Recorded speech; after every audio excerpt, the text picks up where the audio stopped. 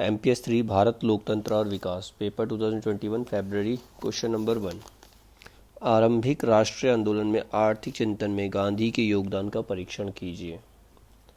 अब इसका आंसर है, महात्मा गांधी की आर्थिक व्यवस्था में उत्पत्ति की मात्रा समाज की आवश्यकताएं निर्धारित करती है। मतलब जो महात्मा गांधी जी ने जो आर्थिक व्यवस्था में अपनी जो उनकी सोच थी, उससे पता चलता है कि समाज की आवश्यकताएं क्या हैं।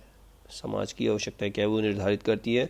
वे ग्रामीण आर्थिक व्यवस्था का पुनरुद्धार चाहते थे। मतलब गांव के लोगों की जो आर्थिक स्थिति थी उसको ठीक करना चाहते थे, वहाँ के लोगों के लिए काम धंधा देखना चाहते थे और स्वदेशी उद्योगों के विकास के पक्ष में थे। मतलब जो अपने देश के उद्योग है वो डेवलप करें, क्योंकि उस टाइम पे अंग्रेजों का राज था, वो अपनी इंडस्ट्रीज़ को डेवलप करने में लगे हुए थे और यहाँ के इंडस्ट्रीज़ को ख़त्म करने में लगे थे। तो वो चाहते थे कि हमारे जो स्वदेशी उद्देश्य है, स्वदेशी उद्योग है, हमारे देश के जो इंडस्ट्रीज़ हैं वो आगे बढ़े। कुटीर उद्योगों का विकास करके वे भारतीयों को स्वावलंबी बनाना चाहते थे। कुटीर उद्योग क्या होते हैं? जो घरों में चलाए जाते हैं छोटे छोटे काम, जैसे लिफाफे बनाना, पॉलीथीन बनाना, ये जो छोटी छोटी चीज़ें हैं इनको बोलते हैं कुटीर उद्योग। वो उनका विकास करके उनको भारतीयों को स्वावलंबी मतलब आत्मनिर्भर बनाना चाहते थे, वो खुद अपना काम करके आगे बढ़ सके। वे मशीनी युग के विरोधी थे। वो नहीं चाहते थे कोई भी काम मशीन से किया जाए, वो चाहते थे जो भी काम हो हाथों से हो। वो मशीन के विरोधी थे, मशीन के नहीं, मतलब मशीनी युग के विरोधी थे, मशीन के नहीं। मशीन जो काम को आसान कर रही है वो ठीक है, लेकिन जो हम मशीनों के ऊपर डिपेंड हो रहे हैं वो गलत है। ठीक है। उनका विश्वास था मशीन उसी समय तक अच्छी है जब तक वह मनुष्य की सेवा करे। कोई भी मशीन जब तक सही है जब तक वो मनुष्य की सेवा करे। जब वो मनुष्य का काम धंधा छीनने लग जाए या मनुष्य के लिए हानिकारक बन जाए तो वो मशीन को छोड़ देना चाहिए। वे भारत में स्वावलंबी और स्वशासित ग्राम गणतंत्रों का जाल बिछाना चाहते थे। वो चाहते थे कि जो हमारे गांव हैं वो सब आत्मनिर्भर बने, वहाँ के लोग आत्मनिर्भर हों और वो आगे बढ़े। तथा संपत्ति के संबंध में वे सीमा सिद्धांत के समर्थक थे। संपत्ति मतलब एक लिमिट में होनी चाहिए। सबके पास जो संपत्ति है, धन दौलत है, वो एक लिमिट, इक्वालिटी में होनी चाहिए, लिमिट में होनी चाहिए। उस सीमा के बाद ना तो किसी के पास ज़रूरत से ज़्यादा होनी चाहिए, ना किसी के पास ज़रूरत से कम होनी चाहिए। उनका कहना था कि किसी व्यक्ति के पास उसकी आवश्यकता के अनुसार संपत्ति रहनी चाहिए।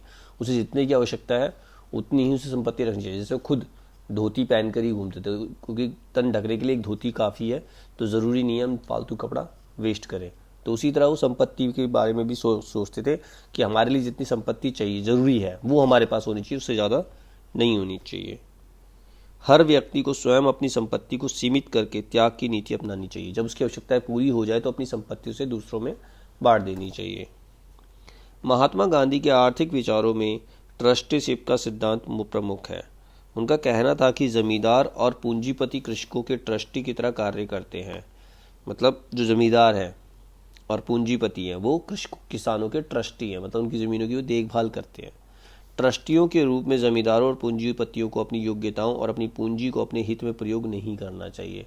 तो वो ज़मीन के ट्रस्टी हैं तो वो ज़मीन का फ़ायदा उनका नहीं है, वो किसानों का है, समाज का है। अपितु समाज की भलाई के लिए ट्रस्टी के रूप में उनको उस संपत्ति का प्रयोग करना चाहिए। उन्हें उपार्जित धन में से एक उचित आधार पर कुछ मिलना चाहिए और शेष अन्य लोगों में बांटा जाना चाहिए। जो उनकी ज़मीन है, जो किसान काम कर रहे हैं, तो जितनी उनकी आवश्यकता है उतना उनको मिलना चाहिए, बाकी जो बचा है वो मजदूरों और किसानों में बांटा जाना चाहिए। इस प्रकार गांधी जी वर्ग संघर्ष में विश्वास नहीं रखते थे। मतलब वर्ग संघर्ष मतलब क्या है? एक ऊंची जाति का एक नीची जाति का, उनके आपस में जो संघर्ष हो रहे हैं, आपस में जो लड़ाई, उसके खिलाफ थे वो। बल्कि वे विभिन्न वर्गों की सहकारिता और एकीकरण के पक्ष में थे। उनका कहना था कि सभी वर्ग के लोग एक दूसरे के साथ मिलजुल कर शांति से रहे। गांधी जी के विकेंद्रीकरण के सिद्धांत के अंतर्गत राजनीतिक एवं आर्थिक विकेंद्रीकरण सम्मिलित है। विकेंद्रीकरण मतलब क्या होता है? जहां पर पावर, इंग्लिश में उसको डिसेंट्रलाइजेशन बोलते हैं। क्या होता है? पावर कुछ हाथों में सीमित हो गई, वो सेंट्रलाइज हो गई पावर। वो ये नहीं चाहते थे, वो पावर सब में बंटनी चाहिए, संपत्ति हो, पावर हो, सब में बंटनी चाहिए। उसको बोलते हैं विकेंद्रीकरण, डिसेंट्रलाइजेशन।